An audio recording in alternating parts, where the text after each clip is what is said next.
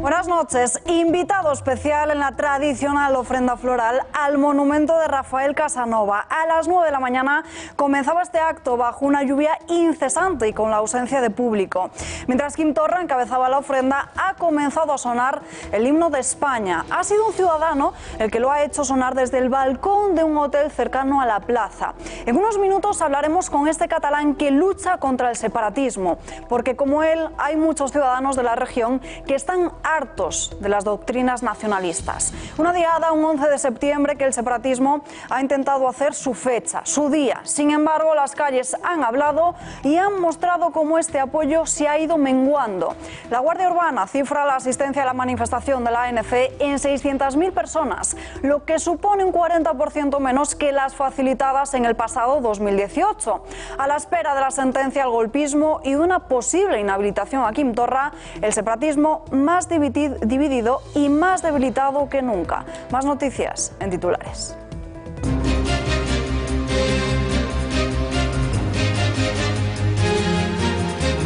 Escalada electoral sin precedentes. El rey cita a Batet para iniciar la ronda final y constatar que no habrá investidura. A las 9 de la mañana, Su Majestad Felipe VI recibirá a la presidenta del Congreso en el Palacio de la Zarzuela para preparar esa ronda de consultas. Esta misma tarde, Pablo Iglesias podría llamar a Pedro Sánchez. Y yo le vuelvo a tender la mano desde aquí.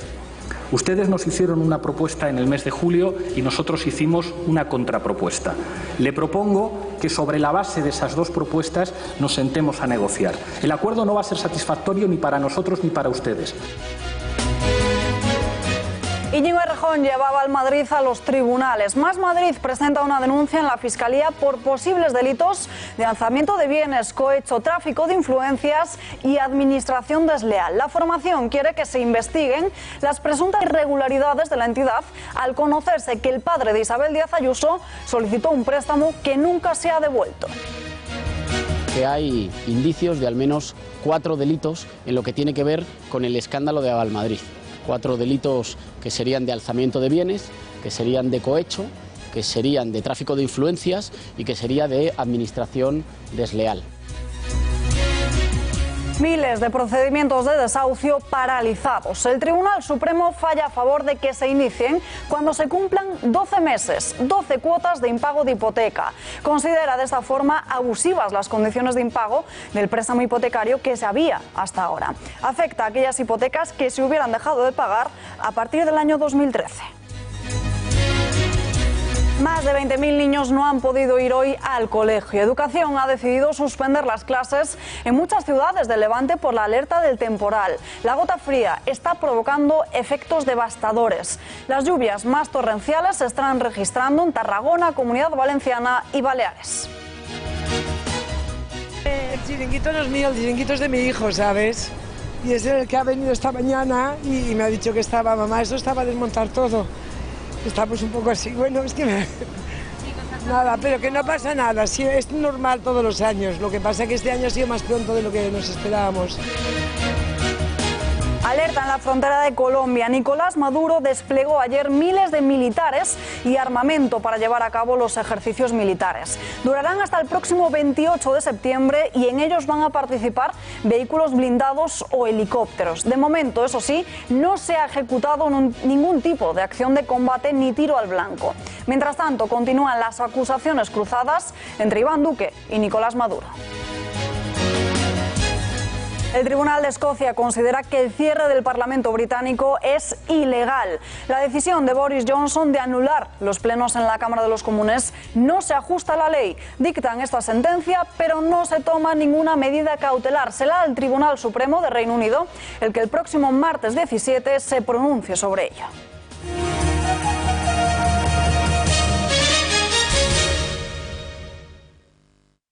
Como siempre, yo no tenía ninguna duda de que el pueblo de Cataluña respondería, porque siempre responde el pueblo de Cataluña. Y envía un mensaje muy claro hoy, que nuestro objetivo es la independencia y que ponemos el ejercicio del derecho a la autodeterminación, no el derecho a la autodeterminación, el ejercicio del derecho a la autodeterminación en el centro de nuestra acción política.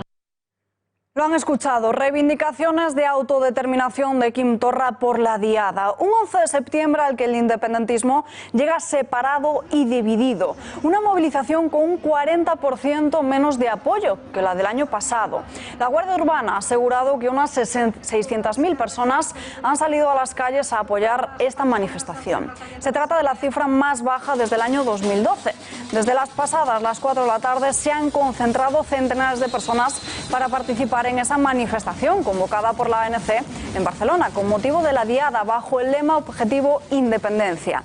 Los CDR no han acudido a esta manifestación, se han concentrado en una suya propia intentando rodear el Parlamento de la Generalitat. Hace apenas unos minutos esos manifestantes congregados en el Parlamento han quemado una pancarta con el lema Botiflers y lanzando palos y bengalas a los Mossos d'Esquadra. Alrededor de unas 500 personas se están concentrando en ese punto, derribando vallas de protección colocadas por los Mossos d'Esquadra. También marcha de la izquierda radical independentista bajo el lema Organicemos el Poder Popular, que ha comenzado en la Plaza Urquinaona de Barcelona y que va a acabar en la plaza comercial del barrio de Bor, donde a las 8 ha comenzado un acto. A las 9 de la mañana y bajo una incesante lluvia, Quim Torra pasó revista a una formación de los Mossos d'Esquadra antes de la ofrenda floral al monumento de Rafael Casanova. Este año, esta tradicional ofrenda ha contado con un invitado muy especial. El himno de España ha sido el que ha recibido el presidente de la Generalitat. Así, a todo volumen ha sonado el himno de España. Lo hacía mientras el presidente de la Generalitat, Quim Torra, realizaba la ofrenda floral a la tumba de Rafael Casanova por la Diada. Una imagen que pocas veces han podido ver antes, pues sí, bien fuerte comenzaba la Diada en Barcelona. Los vecinos y medios de comunicación que estaban por la zona han acudido corriendo asombrados del sonido que salía de una habitación de un hotel cercano. El central azulgrana Gerard Piqué ha encabezado otra ofrenda floral, la del Fútbol Club Barcelona, junto al exjugador de baloncesto Juan Carlos Navarro y con algunos jugadores más. Hacía muchos años que un 11 de septiembre no estaba pasado por agua. El primer secretario del PSC, Miquel Iceta, aún así no ha querido desaprovechar la oportunidad de dirigirse a los catalanes. La Diada tendría que ser un espacio de encuentro y un espacio también de reflexión sobre el futuro. Nosotros creemos que merecería la pena que la Diada abriese un nuevo capítulo que acabe con las divisiones y que nos permita encontrar objetivos ampliamente compartidos por una mayoría. También se ha pronunciado sobre la polémica del día. La libertad de expresión es total y absoluta. Los himnos, las banderas, hay quien pretende utilizarlos como elemento de división y para nosotros tienen que ser elementos de unión, de respeto, de fraternidad. El presidente del Parlamento de Cataluña, Roger Torrent, habla de una diada pacífica y cívica. Estoy convencido de que será una diada pacífica, democrática y cívica como la ha sido siempre y como lo será siempre. Hoy se producirá una diada en un contexto de anormalidad democrática. Por segundo año consecutivo tenemos presos políticos y exiliados que no pueden estar con nosotros en esta diada. Acordándose de los políticos en prisión a pocos días de que salga la sentencia. Una diada que se produce a pocas semanas de la sentencia del Tribunal Supremo, una sentencia que marcará el perímetro de ejercicio de los derechos fundamentales en el Estado español y que marcará también el fin de un ciclo político en Cataluña y la apertura de uno de nuevo. Los de Esquerra Republicana de Cataluña ya auguran cuál será esa sentencia. Esta diada también la vivimos este año a las puertas de una sentencia que seguro va a ser injusta, que se verá la injusticia de este sistema judicial totalmente parcial. Mientras tanto, las juventudes de la CUP Arran, haciendo de las suyas como todos los años, han quemado imágenes de Felipe VI y de jueces frente a la Catedral de Barcelona. Los independentistas catalanes cada vez más divididos, que miden hoy sus fuerzas con una manifestación en Barcelona a pocas semanas de la sentencia judicial contra sus dirigentes. Veíamos cómo el himno de España sonaba desde un balcón cercano y tenemos conexión con el ciudadano que lo ha puesto, con Juan Rivas, activista contra el separatismo y líder del grupo Groc and Joc. Señor Rivas, muy buenas noches. Hola, buenas noches. ¿Por qué decidió poner el himno? Bueno, esto ya el año pasado se hizo, lo lo hizo otro activista, apodado Yellow Snake, y este año queríamos hacerlo que se viera más, que hay muchos catalanes que no nos representa este día. Y bueno, contamos con el apoyo de la Fundación España Responde, que nos lo ha financiado, y así decidimos hacerlo un poco que tuviera un poco de impacto mediático, para que todo el mundo se den cuenta de que no todos los catalanes somos separatistas. Desde el hotel, ¿tomaron alguna medida cuando lo escucharon? ¿Ha recibido algún tipo de represalia? Sí, bueno, nos cortaron la luz de la habitación, vinieron, nos dijeron que nos fuéramos, evidentemente les dijimos que no, que habíamos pagado la habitación de hotel, que ya no íbamos a poner más música, y bueno, no nos dieron la luz, estuvimos esperando porque salir en ese momento podía representar un peligro para nosotros, pero a los 10 minutos o así subieron los Mossos de Escuadra para identificarnos,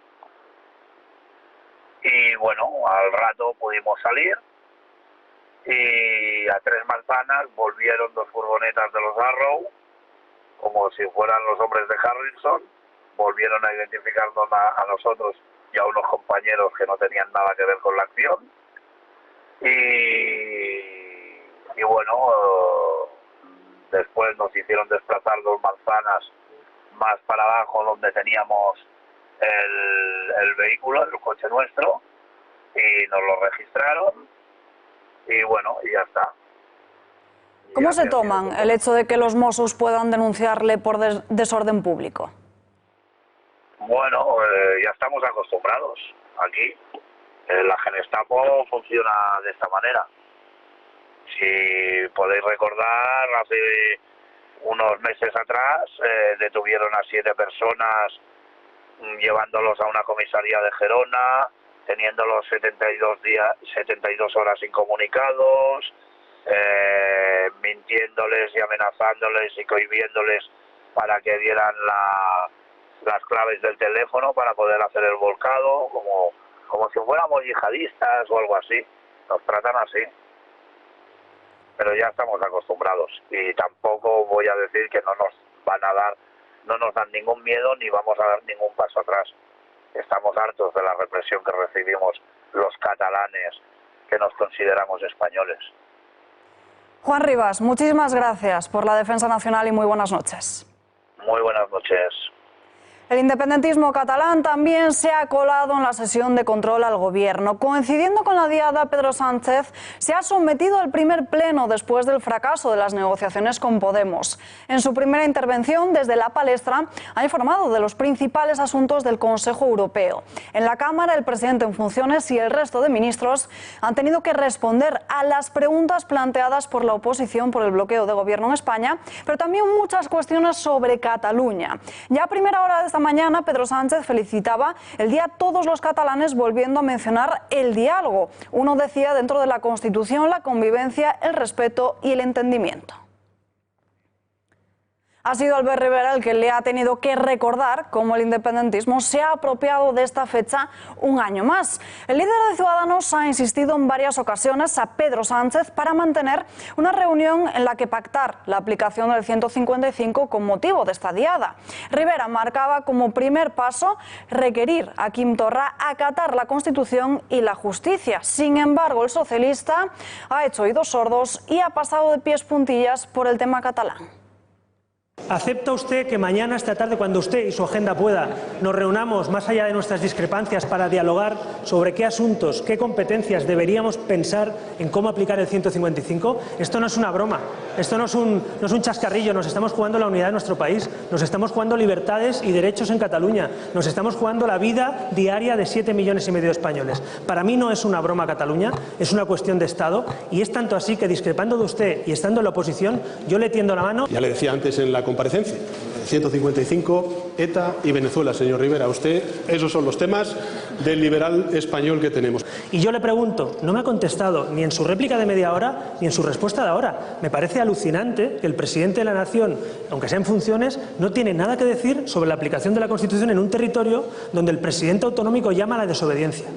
¿No le parece a usted grave que un presidente autonómico llame a la desobediencia civil?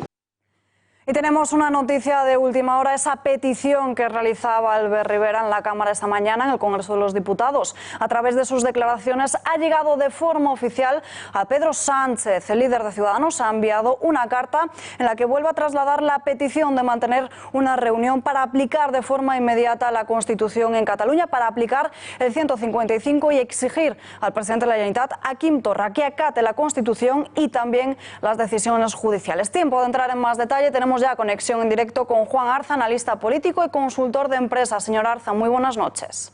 Buenas noches. ¿Debería aplicarse el 155 tal y como pide Rivera?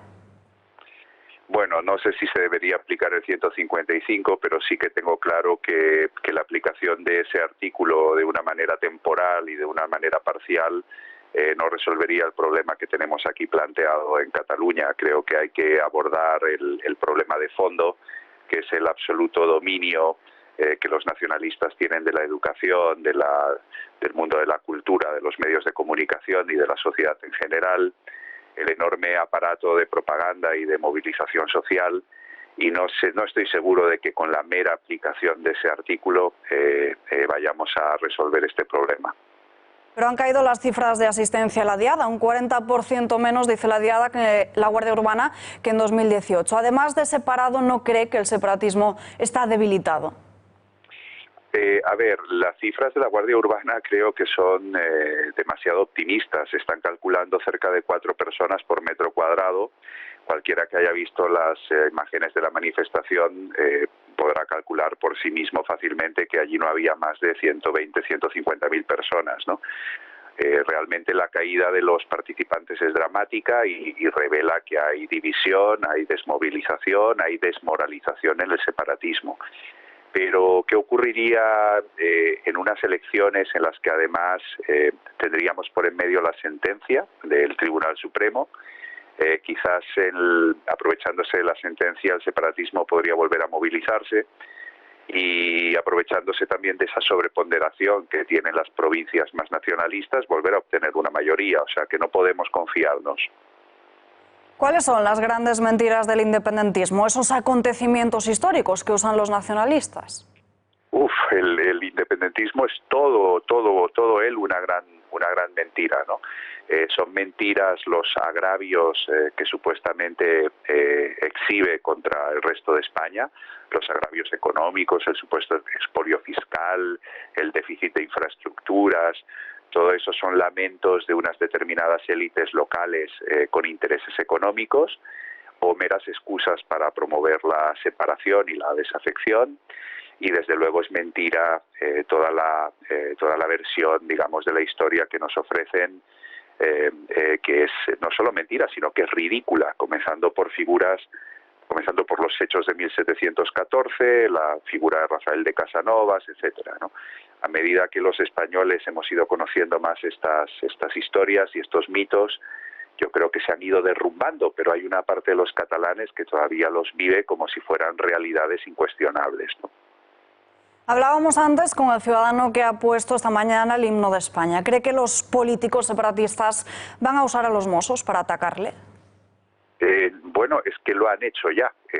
Han identificado a estos ciudadanos, por lo visto obligaron al hotel a cortar la luz para que no tuviera la música, se interrumpiera, y les han advertido de que les llegará una citación y que se les acusará por desórdenes públicos, ¿no? Con la excusa de que han interrumpido un acto, digamos, oficial, ¿no? Pero bueno, también es lo que están haciendo los Mossos con todos los ciudadanos que están retirando lazos o parafernalia, propaganda independentista de las calles, de los paisajes catalanes, y sin embargo no le hacen absolutamente nada a quienes queman imágenes del rey, a quienes, por ejemplo, han lanzado una piedra hoy contra una periodista de televisión española, o a quienes inundan nuestro paisaje, nuestros espacios públicos de propaganda independentista, ¿no? Yo creo que esto ya está pasando de marrón a oscuro, que la utilización partidista y política de los Mossos d'Esquadra es intolerable y que esto justificaría efectivamente una intervención del Estado. No sé si solo con el 155, pero desde luego las competencias de seguridad no pueden estar en manos de la Generalitat. Juan Arza, muchísimas gracias por atender a nuestra llamada. Muy buenas noches. Gracias a ustedes. Buenas noches. El adelanto electoral está cada vez más cerca. Mañana Su Majestad recibe a Meritxell Batet en el Palacio de la Zarzuela para comunicarle su intención de iniciar la ronda final. La cita se producirá a las 9 de la mañana para comenzar esa ronda, como decimos, con la que proponer un candidato y encomendarle la responsabilidad de formar gobierno, o en el lado contrario, anunciar que no hay candidato, lo que llevaría a una nueva repetición electoral. El pulso entre Podemos y el Partido Socialista mantenido en las reuniones se ha trasladado hoy al Congreso de los Diputados. Pedro Sánchez y Pablo Iglesias han escenificado la ruptura de relaciones entre ambos. El socialista ha vuelto a pedir los votos morados, advirtiéndole de que será su culpa si España va a elecciones. Pablo Iglesias, por su parte, le ha reprochado no haber recibido ni una llamada suya y adelantaba que igual el teléfono de Sánchez sonaba esta tarde. Hoy tengo la sensación, señor Sánchez, de que cuando usted propuso ese gobierno de coalición no lo decía en serio. Porque cuando alguien propone algo en serio, la propuesta no dura 3 días. Porque un gobierno de coalición no se negocia en 3 días. ¿Usted cree que es serio negociar en 3 días un gobierno de coalición? Lo lógico es que esa propuesta que hizo usted, una vez que yo acepté el veto, se hubiera mantenido. Lo que pienso ahora es que a usted le descolocó que yo me retirara. Y usted estuvo simulando que proponía un gobierno de coalición que en realidad no se creía. Nosotros hemos respetado profundamente a Unidas Podemos en todos y cada uno de los planteamientos. Señor Iglesias, lo que le pido es que reflexione, no lleve al país de nuevo a elecciones y no haga lo que hizo en el año 2016 y ha hecho también en el mes de julio, facilitando precisamente el bloqueo de la derecha e impidiendo que haya un gobierno del Partido Socialista. Escalada electoral en el Congreso de los Diputados. Todos se ven ya en las urnas en noviembre. Lo que ha centrado la mañana en la Cámara Baja ha sido la falta de ejecutivo, precisamente. Pedro Sánchez ha intentado regatear el traje de la culpabilidad, apelando a la responsabilidad de los 350 diputados. La oposición, como no, se le ha echado encima. Pues hombre, yo creo que nosotros somos los últimos a los cuales nos interesan unas elecciones. Lo que queremos es que haya un gobierno y que haya una amplia mayoría parlamentaria que ponga en marcha esa agenda que propusimos el pasado mes de julio. España, señorías, necesita grandes transformaciones basadas en grandes consensos y para lograrlo es imprescindible que se inicie la legislatura, que los principales partidos de la oposición abandonen el bloqueo y que se construya un gobierno progresista. Que usted viene a exigir todo a cambio de nada, a perdonarnos la vida a cambio de que alarguemos la suya, a que le hagamos presidente por nuestro bien, a convertir a sus adversarios en sus súbditos. Y eso no puede ser, porque ¿sabe qué, señor Sánchez? El hábito no hace al monje. Por muchos asesores que tenga de imagen, por mucha atrezo, por mucho avión, por mucha foto, ya ha quedado claro que usted quiere elecciones y que no da la talla para el puesto que ocupa. Observen con detenimiento las votaciones en el Parlamento Europeo o las iniciativas de la Comisión en las cuestiones de fondo y yo creo que tendrán que reconocernos que ningún ciudadano será capaz de distinguir entre la Unión Europea de Sánchez, la del señor Casado, la del señor Rivera o la del señor Iglesias. En lugar de ese España Suma que andan proponiendo a diestro y siniestro y en el que no están de acuerdo ni ustedes mismos, propongan el Bruselas Suma y se juntan todos ustedes. Más asuntos del día. Tercera jornada de juicio a Ana Julia Quezada. Este miércoles se ha reanudado con la declaración testifical de 7 personas, entre ellas 4 agentes de la Guardia Civil, un agente de la Policía Local de Níjar, el hermano del padre del menor y el exmarido de la acusada con el que residió en Burgos. Hemos podido saber asuntos desconocidos hasta ahora de la investigación, saber cómo se desarrollaron en ese momento las primeras horas de la desaparición de Gabriel y el comportamiento comportamiento que tuvo la acusada. Y es que la benemérita colocó micrófonos en el coche de Quezada que registraron a la mujer musitando para sí misma que no iría a la cárcel, o frases también como ¿a dónde llevo esto ahora? A un invernadero. La Guardia Civil ha explicado por qué no se registró esa finca de Rodalquilar, el lugar donde estaba enterrado el pequeño. El teniente ha explicado que no lo hicieron porque seguían la hipótesis de que el niño estaba vivo y que además ese lugar estaba lleno de familiares.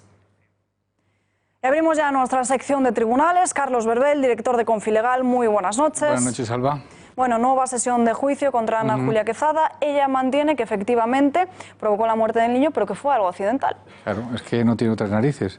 A ver, no puedo decir que está loca, porque sería otra línea de defensa, así que tiene que decir que fue un accidente con el fin de que el Tribunal Popular, o mejor dicho, el magistrado presidente, pues decida que es un homicidio imprudente, que serían de 1 a 4 años, en vez de los 20 años que le pedían siendo asesinato. Por lo tanto, es lógico que ella intente convencer a todo el mundo de que aquello pues, fue un accidente y se fue de las manos. Pero vamos a ver, es un niño de 8 años y es una persona mayor. O sea, lo piensas bien y dices, a ver, es un accidente que coges al niño y le tapes la boca y le asfixies. Es difícil de creer. Por lo tanto, bueno, ella ha hecho una exposición maravillosa de teatro, diciendo que, bueno, que sentía mucho, llorando y demás. Te lo puedes creer o no te lo puedes creer, pero la realidad es que ella mató al niño, lo ha reconocido y lo enterró. Y lo que ha dicho la Guardia Civil ha sido muy interesante, lo que tú decías, que decir, eso de poner los micrófonos y ya ir musitando, de esta no vas a la cárcel, Ana, de esta no te vas a la cárcel. A ver, te da a entender que claro, que ella pensaba que podía salirse con la suya. A ver, el problema que ha tenido esta mujer, aparte de ser una gran manipuladora y cizañera, es evidente, es que el caso se le fue de las manos. Es decir, que todos los medios de comunicación que concentraran allí, claro, y hubo un momento en el cual metió la pata al dejar la famosa camiseta al lado, qué curioso, donde vivía su antigua pareja, con el fin de introducir o de conducir a los guardias civiles a la detención de su antigua pareja. O sea, mataba a los pájaros un tiro, se quitaba el problema del niño y enganchaba a la antigua pareja como supuesto culpable del asesinato. A veces los juicios tienen yo tengo una sensación con los juicios, por ejemplo, como este, en el cual las cosas están muy claras, creo que están bastante claras, de que estamos viendo un partido de fútbol en el cual ya conocemos el resultado, ¿no? Bueno, ella lo ha reconocido, los policías, los guardias civiles, la policía judicial está explicando por qué tardaron tanto y lo que demuestra es una gran profesionalidad. Es decir, tenemos una gran policía y es un caso resuelto. ¿Qué es lo que a lo que vayan a condenar? Pues va a ser prácticamente irrelevante, va a ser asesinato o homicidio, es decir, sabemos el resultado. Hablamos ahora de otro crimen, de la muerte de Diana Quer. Mucha polémica en estos últimos días por un vídeo de la reconstrucción de esa muerte. El presidente del jurado ha prohibido su emisión porque entiende que se puede... Claro. A ver, es curioso la historia. Es una reconstrucción que se hace el día 15, me parece, de junio. Supone que es una reconstrucción oficial, por lo tanto están haciendo uso de una grabación que algunas partes tienen que pasar a Telecinco, en este caso, que es Telecinco. Entonces, Juan Carlos Quer, el padre de Diana Quer, pues fue al magistrado, y esto yo creo que vamos a verlo más veces, porque está habiendo mucha sensación, y yo lo estoy pulsando en el mundo judicial, en el mundo de la abogacía, mucha sensación de que de alguna manera algunos se están pasando y están convirtiendo determinados juicios en un espectáculo.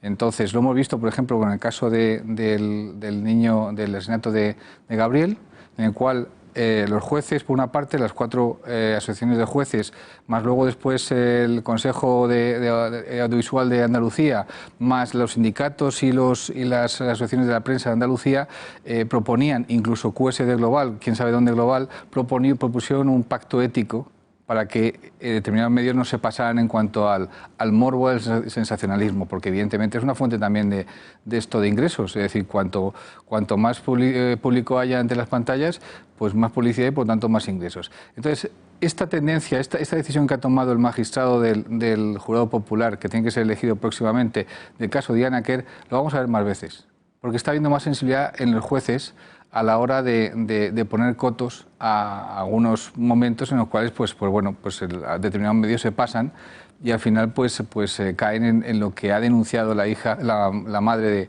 del pescadito, ¿no? Es decir, que hay un punto, hay unos límites que no se deben pasar, que es también la privacidad y los sentimientos y demás. En este caso de Diana Kerr, date cuenta que es asesinato, violación y luego pues el rapto prácticamente. Entonces, cuando hablamos de violación, imagínate lo que puede salir de ahí. Juan Carlos, que es un tipo muy sensibilizado, dice, vamos a ver, no vamos a condicionar a los futuros jurados populares que tienen que elegir, dejando que proyecten unas imágenes que además han sido realizadas por el juzgado. O sea, no, y el juez le ha dado la razón. Seguimos hablando de más asuntos que han suscitado mucho interés en esta semana. Propuesta para luchar contra los abusos a menores. ¿Qué le parece esa propuesta para instalar cámaras, Alba, en las aulas? Yo creo, Alba, que es un debate guadiana.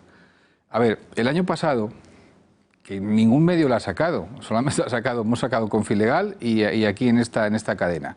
Ningún medio ha hecho referencia a que el pasado mes de junio, no este, sino el anterior, el 2018, la Agencia Española de Protección de Datos hizo público una guía para la instalación de videocámaras en determinados sitios. Uno de ellos eran justamente los colegios. Y había una serie de indicaciones que están súper claras. O sea, el debate que estamos hablando de privacidad, vamos a ver, ¿dónde se pueden colocar? En los pasillos. Se pueden colocar en los recreos, en las zonas libres. ¿Dónde no se pueden colocar? No se pueden colocar en los despachos y no se pueden colocar en las aulas. Y no se pueden colocar tampoco en los vestuarios. Está, es sentido común.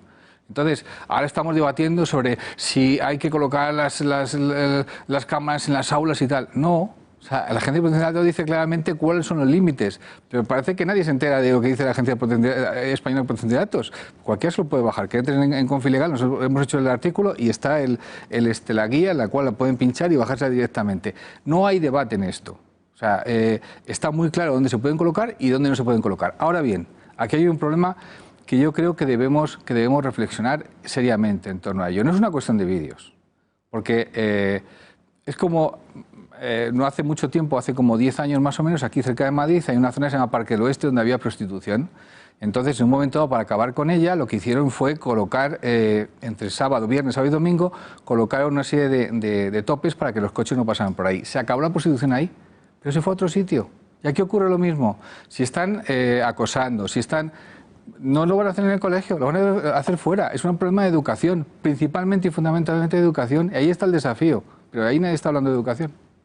La semana pasada, en esta misma mesa, hablábamos del calendario judicial para este otoño y parece que a finales de septiembre podríamos tener noticias sobre la exhumación de Franco. El 24, en la sala de lo contencioso administrativo, que son 7 magistrados, si no recuerdo, tienen que decidir sobre los recursos que han planteado la familia y Fundación, etcétera, etcétera, contra la decisión del Gobierno de sacar a Franco del Valle de los Caídos y mandarlo al cementerio de Domingo Rubio, el Pardo, que está aquí muy cerca, al noroeste de Madrid.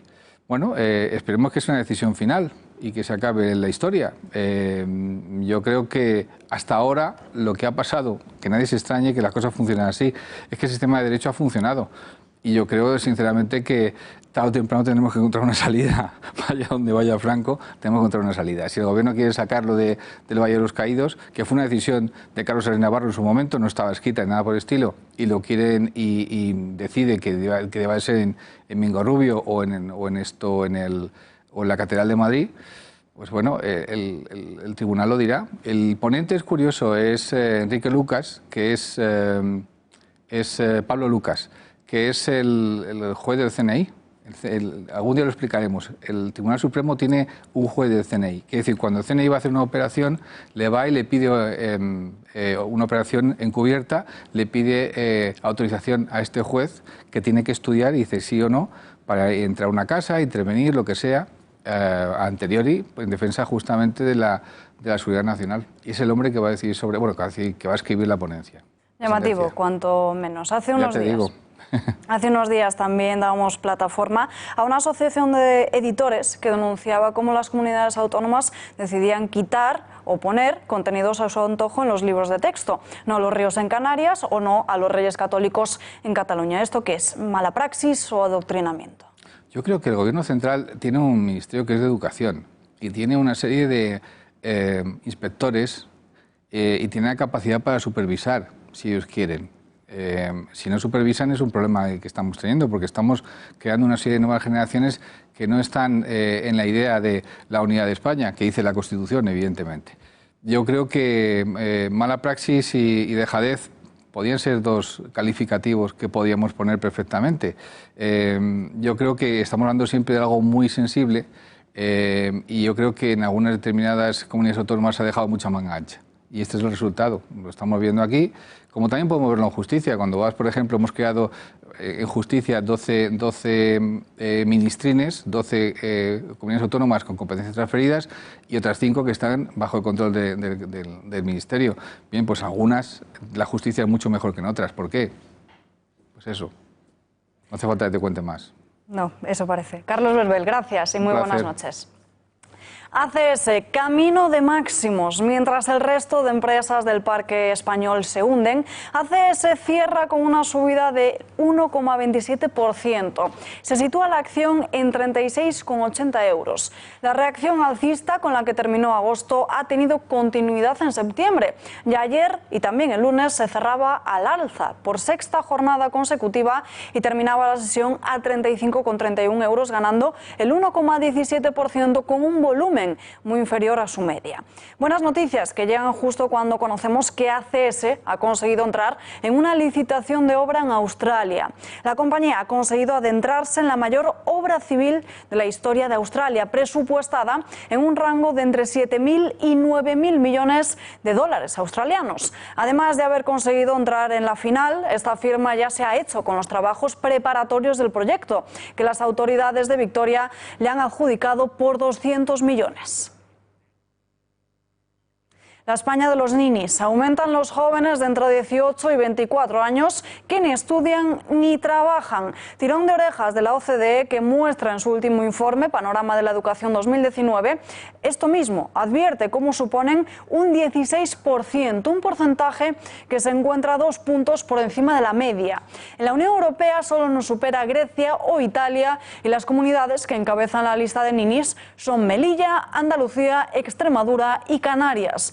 De este informe también se desprende cómo los alumnos españoles pasan más horas en las aulas y tienen peores resultados que en otros países. Los de secundaria, por ejemplo, tienen 135 horas más de clases al año que la media del resto de los estudiantes de los países de la Organización para la Cooperación y el Desarrollo Económicos.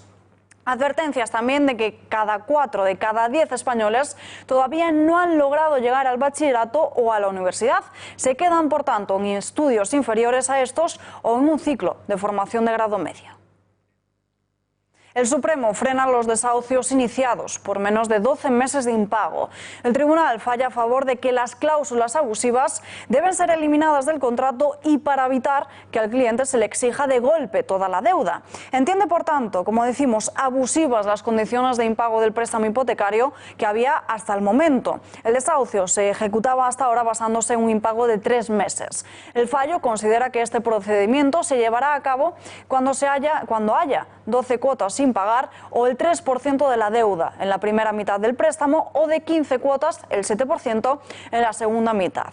Esto afecta a aquellas hipotecas que se hubiesen dejado de pagar a partir del año 2013, por lo que muchos procedimientos que se estaban llevando a cabo han tenido que ser paralizados. La negación de España de dar la pensión de viudedad a aquellas mujeres que ganaban más que sus parejas de hecho. Se trata de una solicitud de Dolors Montserrat, presidenta de la Comisión de Peticiones del Parlamento Europeo, a la Comisión Europea, atendiendo a un reclamo de una mujer sevillana. Se va a poner la lupa sobre la legislación española que deniega a viudas de parejas de hecho registradas oficialmente su derecho a la pensión de viudedad por tener ingresos superiores a los de su pareja en el año del fallecimiento del causante. En ese escrito se manifiesta cómo esta norma exige a parejas y familias dependencia económica para poder tener derecho a esa pensión de viudedad.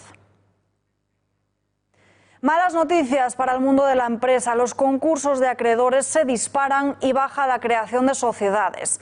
En concreto, y en base a los datos procesados por el Gabinete de Estudios Económicos de Accessor, estos procedimientos judiciales aumentaron en agosto un 222% interanual. Las insolvencias aumentaron con respecto a agosto de 2018, situándose en una cifra que no se veía desde el año 2015. En cuanto a la creación de empresas, agosto concluyó con 5.840 nuevas, un 8,84 menos que en el mismo periodo de 2018. También supone la cifra más baja desde hace 4 años.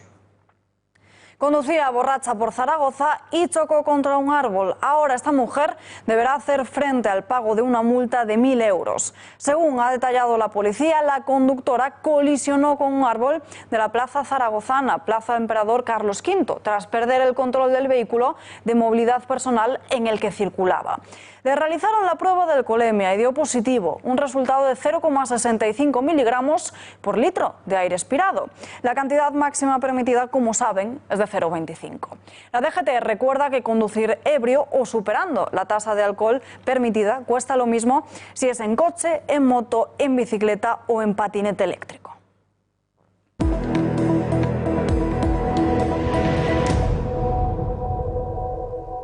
El chiringuito no es mío, el chiringuito es de mi hijo, ¿sabes?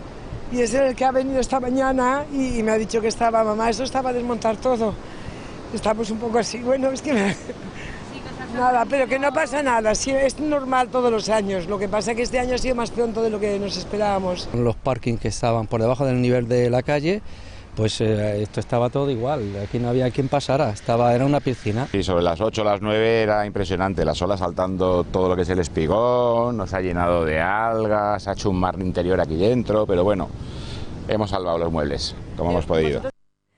El área mediterránea continúa sufriendo el azote de la gota fría. Descarga sus lluvias más intensas sobre Tarragona, Comunidad Valenciana y de nuevo Baleares. Mañana jueves la provincia de Alicante, el litoral sur de Valencia y amplias zonas de la región vecina estarán en situación de alerta roja por precipitaciones que podrían alcanzar los 180 litros por metro cuadrado en 12 horas y hasta 90 en apenas 60 minutos. Esas son las previsiones de la Agencia Estatal de Meteorología y por ello se han decretado avisos rojos en toda la provincia de Alicante por riesgo extremo de fuertes lluvias. Más de 25.000 alumnos se han quedado hoy sin clase. Educación ha ordenado suspender las clases en Castellón y Valencia. Los destrozos más graves los ha registrado Mallorca y Menorca. En las islas se desbordaron torrentes y se inundaron las calles y también las viviendas. La trayectoria de Dana o de gota fría sigue su camino hacia el sur. Mes de septiembre y son muchos los que estarán buscando piso de alquiler. Lo hablamos con nuestro compañero, el periodista Alberto Soto. Alberto, muy buenas noches. Buenas noches, Alba. Bueno, esta tarea resulta cada vez más complicada.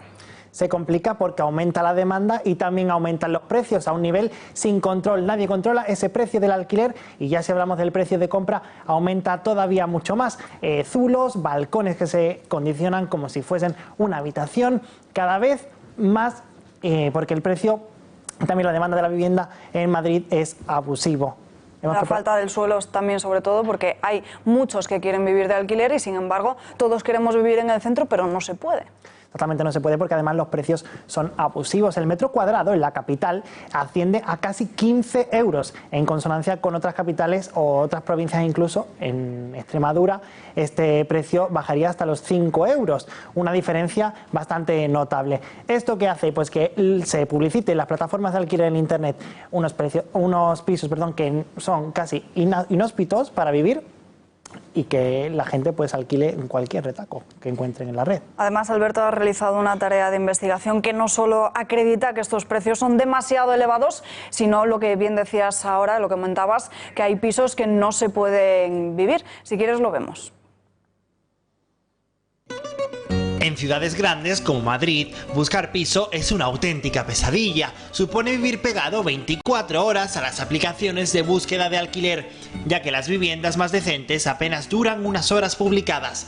Casas sin ventana que son un auténtico zulo, balcones de 2x2 que se anuncian como habitaciones o directamente buhardillas en las que es imposible ponerse de pie. Si busca un estudio de 20 metros para una persona por menos de 600 euros al mes, desista, es imposible.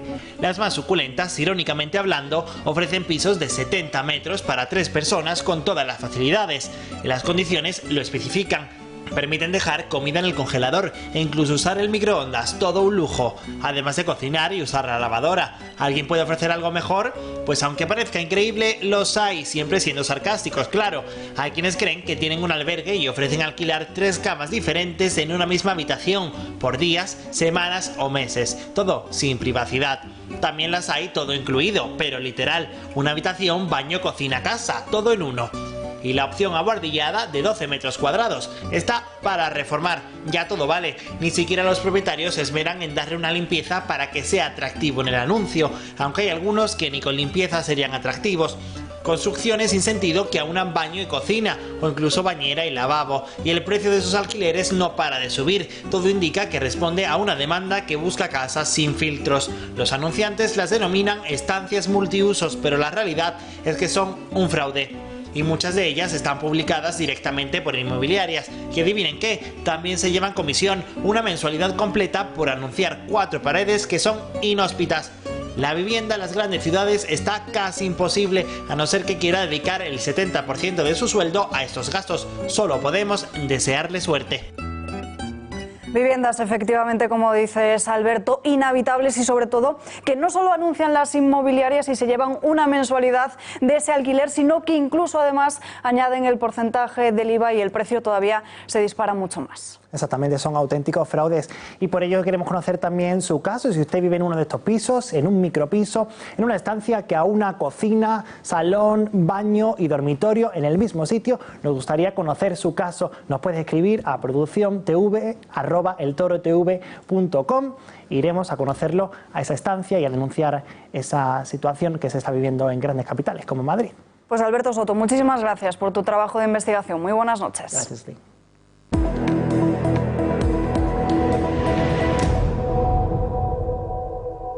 El cierre del Parlamento británico es ilegal, así lo considera el Alto Tribunal de Escocia, esa decisión de Boris Johnson que entró en vigor este lunes de suspender durante 5 semanas las sesiones en la Cámara de los Comunes. 3 magistrados dictan esta sentencia, pero no toman ninguna medida cautelar y dejan la decisión final en manos del Tribunal Supremo. Esta máxima instancia judicial del Reino Unido celebrará el próximo martes, día 17, una vista para evaluar el caso. Se revierte de esta forma el fallo inicial de otro juez que consideró ajustada a la ley la medida acordada por el gobierno británico. Los abogados que presentaron el recurso actuaban en representación de hasta 75 parlamentarios de la oposición.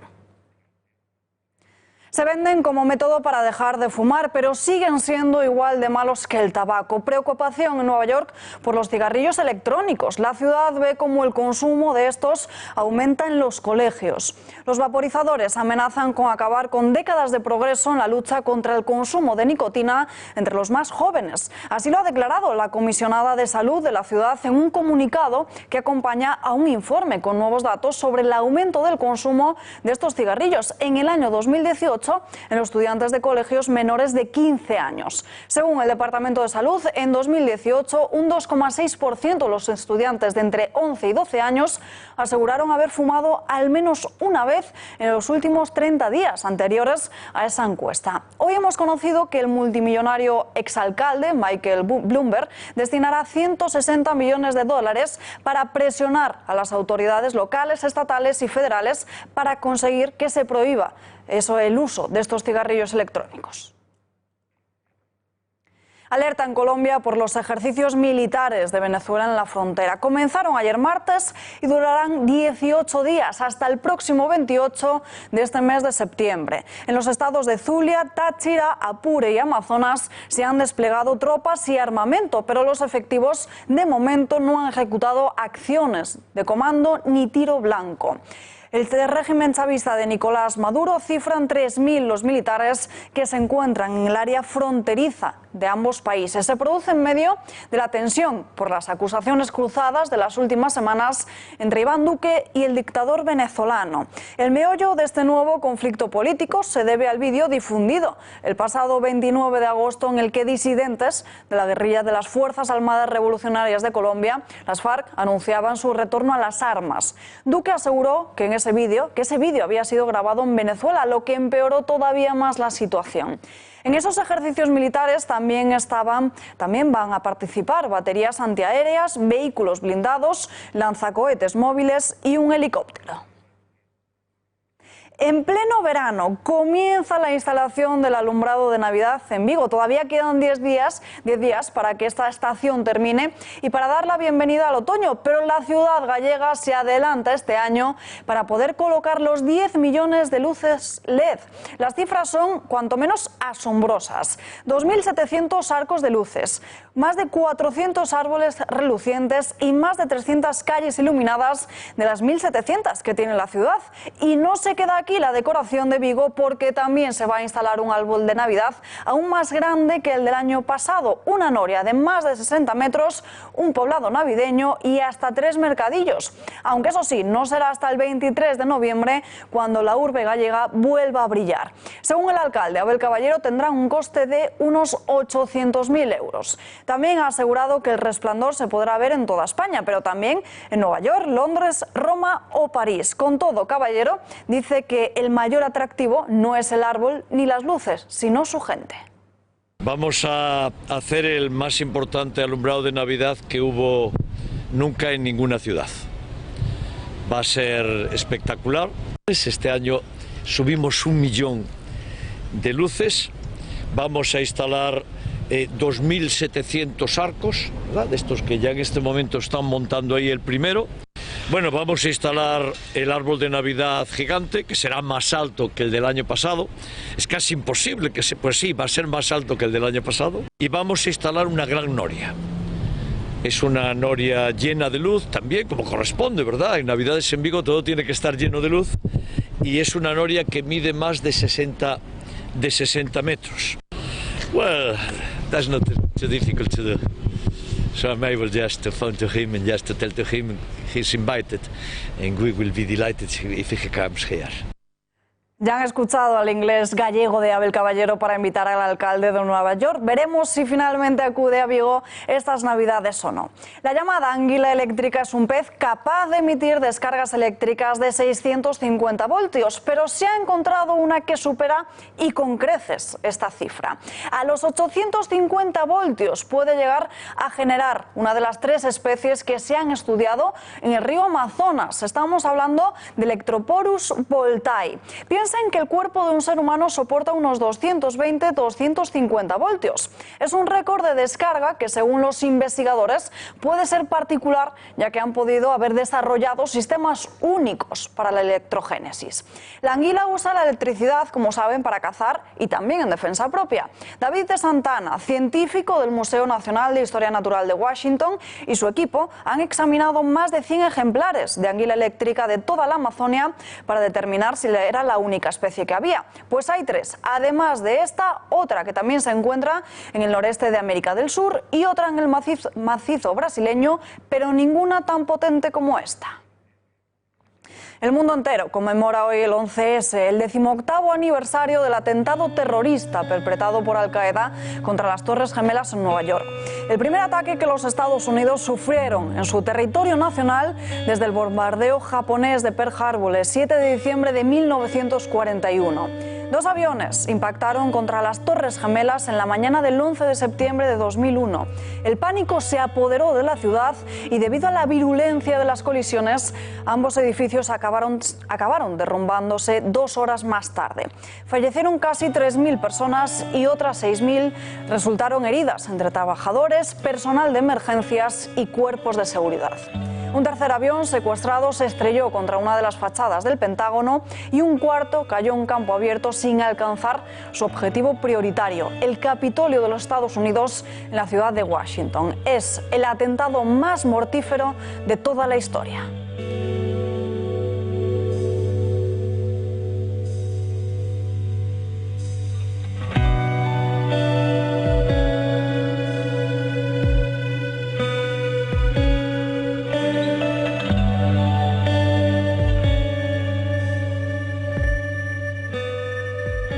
hay tiempo para más, les dejamos con Tiempos Modernos y después El Gato al Agua. Las noticias vuelven mañana a las 8:30, pero si quieren seguir informados, ahí tienen nuestra página web, eltorotv.com. Gracias por acompañarnos y muy buenas noches.